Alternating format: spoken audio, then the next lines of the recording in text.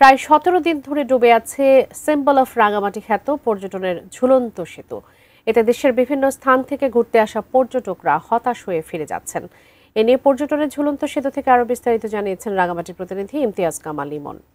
দীর্ঘ ১৭ দিন ধরে কিন্তু কাপ্তাই লেকের পানি বৃদ্ধি এবং উজান থেকে নেমে আসা পানির ফলে কিন্তু রাঙামাটি সিম্বল অফ রাঙামাটি খ্যাত পর্যটনের যে ঝুলন্ত সেতুটি রয়েছে সেটি এখনো পানির নিচে ডুবে আছে। এতে করে দেশের বিভিন্ন প্রান্ত থেকে যে সকল পর্যটকরা এই সিম্বল অফ রাঙামাটি খ্যাত পর্যটনের ঝুলন্ত সেতুটি দেখতে আসে তারা কিন্তু হতাশা নিয়ে ফিরে যাচ্ছে। আমি সকাল থেকে রাঙামাটি পর্যটনের যে ঝুলন্ত সেতু এলাকা রয়েছে সেই ঝুলন্ত সেতু এলাকায় আহ পরিদর্শন করেছি, এখনো অবস্থান করছি। দেশের বিভিন্ন প্রান্ত থেকে এই সাপ্তাহিক ছুটির দিনগুলোতে রাঙামাটিতে পর্যটকেরা বেড়াতে আসে। বিশেষ করে এই পর্যটনের ঝুলন্ত সেতু দেখতে তারা এখানে আসে।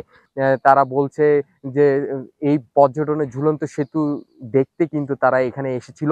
কিন্তু পর্যটনের ঝুলন্ত সেতুটি ডুবে যাওয়ার ফলে কিন্তু তারা আর সেখানে ভ্রমণ করতে পারেনি। একই সাথে এখানকার যে পর্যটন শিল্পের ব্যবসায়ীরা রয়েছে তারাও কিন্তু এই পর্যটনের ঝুলন্ত সেতুটি ডুবে যাওয়ার ফলে কিন্তু সানবিট সব দিবে সামাল। সানবিট ম্যাজিক প্রেস ডিশওয়াশিং এর মাথা ঘোরানো সলিউশন অনেকটা ক্ষতিগ্রস্ত হয়েছে। পর্যটক আসলেই কিন্তু তাদের ব্যবসা হয় এবং তারা মুনাফা অর্জন করতে পারে, কিন্তু তারাও এখন ক্ষতির সম্মুখীন হচ্ছে। এই বিষয় নিয়ে আমি এখানকার যে পর্যটক কর্পোরেশনের ব্যবস্থাপক আলোক বিকাশ চাকমা রয়েছে তার সাথে কথা বলার চেষ্টা করেছিলাম। তিনি আমাকে যেটি জানিয়েছে, পার্বত্য চট্টগ্রাম উন্নয়ন বোর্ডের কাছে একটি প্রকল্প আবেদন করা হয়েছে যাতে দ্রুত এই ব্রিজটি সংস্কার করার বা পুনর্স্থাপন করা যায়।